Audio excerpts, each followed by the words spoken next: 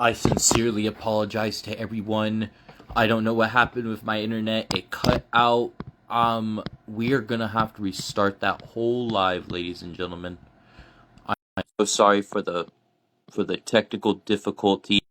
Our guest should be coming in here soon. I invited him.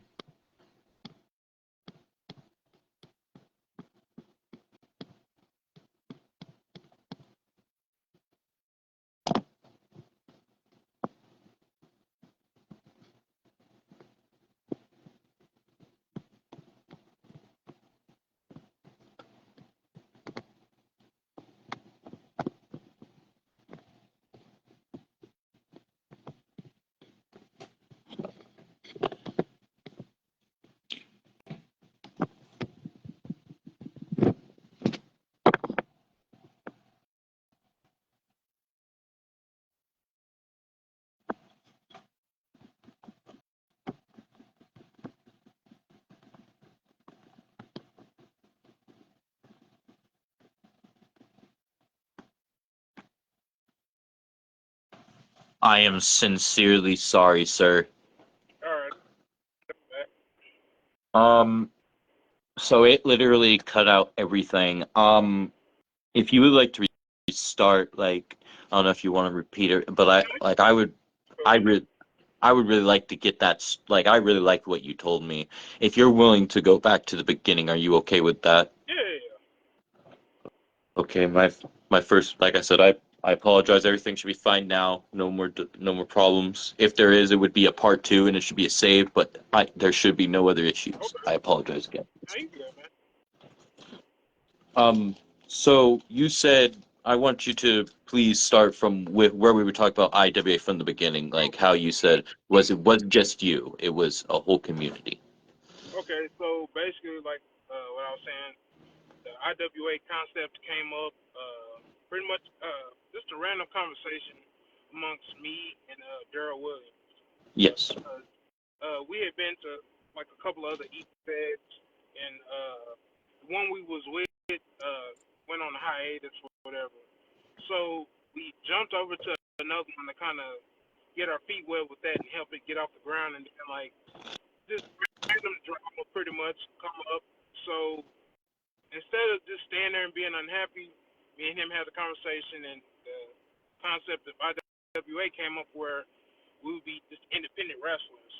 So once we kind of got that idea going, we started reaching out to like other people who was a part of that company and another company we was in. They was all cool with joining up, and like I said, it started with 10 people, and then it eventually kind of grew to like 20 people. But like me being like the sole owner, that's the furthest from the truth. Like I said, it took everybody to kind of make this work. When I mean everybody, I mean everybody. It took all of us to kind of get this going. Even with the new additions that we got in, with Ghost Edwards, he's a big help. I brought in a guy named Bill. He's a big help. B More is a big help. Like it took a village. It wasn't just me. Basically, all I do is really just stream the shows and help try to put some of the matches together and tell some of the stories and kind of give somewhat direction. But I like to give the guys some freedom to kind of pitch their stories, and we try to put everything out there. If it's like I said, if it's too far fetched, then yeah, of course we can't do that. But if we can do it, we'll try to book what we can book. Yeah. And like I say, it was just one of those things where I wasn't trying to do this like streaming and EFET. This wasn't nothing that I personally was trying to do. It kind of just like fell in my lap in that type of situation. And kind of where I got my start with the whole EFET situation was in a company called DTKA with Archie Ray. Like that's how, Oh wow. yeah, that's how I kind of got into this whole EFED world. So shout out to Archie Red on that, like helping me with this. But it was one of those situations where I didn't know this type of world existed. So it was an adjustment. I ain't gonna lie, it was a big adjustment for me because I wasn't used to the whole role playing thing. Because I always felt like the role playing can be like the lines can get blurred a lot to where people they stand. certain stuff, but they know what they really mean by what they saying. They trying to, oh, well, I'm in character, but a lot of people weird. So I'm not gonna lie, I struggle with that a lot when I first got there because it always felt like it was personal with some. So with the help of like some of the guys there, mainly Ali Bryan and Tyler Connor, kind of pulling me to the side, and Daryl Williams as well, pulling me to the side. Hey, it's role playing. So some of the stuff you got to kind of like not take part. So that's something I still to this day I struggle with the role play part because I role play a certain way, and I guess other people don't role play the way I do, and I can get I guess not dark, but I can get very creative with it to where people think I'm an asshole.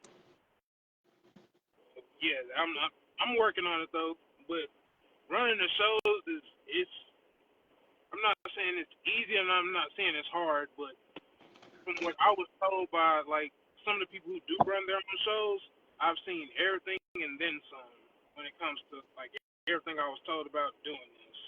And you would like when you not the one running it and you like see all the stuff and you just think the guy just that's not it ain't that bad.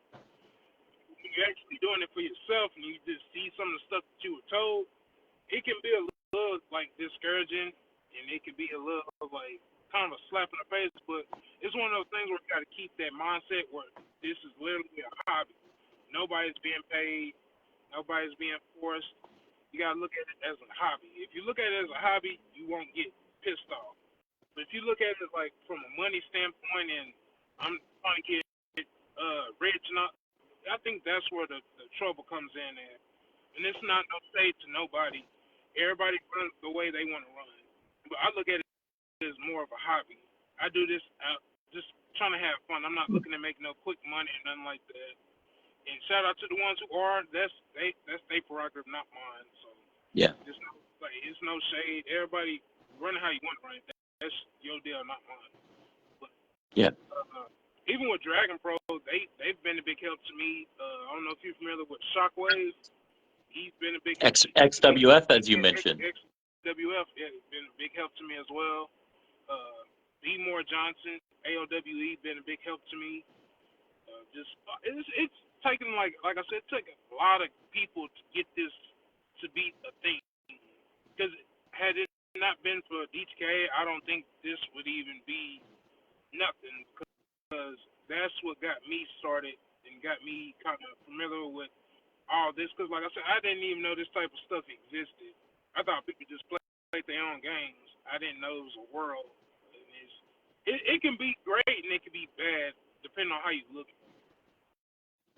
I think it's all about perception on how you want to look at it. If you want to look at it in a negative light, it could be negative. If you want it to be positive, it'll be positive. So you kind of got to look at it either light. How do you want to look at it? Do you want it to be a negative thing or do you want it to be a positive thing? And if it's a positive thing, you can have all the fun in the world.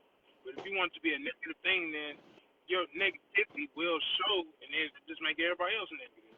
And not to say that people are not pushed there because you can have I've had this happen to me in 2 different leagues where a guy would come in and role play and would bring up my deceased mom twice. Nothing would ever happen to him, and he would magically find me in other chats, and it's just that type of stuff there. Like that's what I think kills a lot of the fun. You got people like that. It's role playing, and there's just being straight up a dick about it. It's harassing. So that was one of the things because I was gonna take a break from it until this whole concept came up. But yeah, I'm just trying to have fun. That's the whole basis of it all. Is remembering to have fun. Because once you lose that process of having fun, like I've been told, it becomes a job. Then when it becomes a job, you don't want to do it. And there are some people that take this as a job. Yeah, and then you got to give them that respect on that too, because you don't know everybody's situation. You don't know everybody's household, their work life, their regular life. You don't know their situation, so it's hard to pass judgment on people when you like. Well, I do this for this, but I do it for that. Well, okay, now you're making it. I don't know your situation, so I can't judge a person on how they want to do it or how they interpret what they want to do. They e-fed or their content in general, because there's people who do more than just the wrestling. They do Exactly. other content too. So I'm unfortunately I'm not gonna be one of those guys. I'm gonna stick to just wrestling and just keep it like that and yeah, just do it like that. But that's basically how IWA came up. I ain't mean to go rambling. Well, thank you for that, sir. Thank you for that. Thank you. Freaking. I know before we cut off, we were talking about Chris, the Mighty. Uh, you muted yourself. I I can't hear you. I yeah, I don't know what happened. Nothing's getting wrong on my end. I can save this and do a second part if you want. It could be like a part two. This will be saved. Yeah, okay. We'll do a second part. Okay.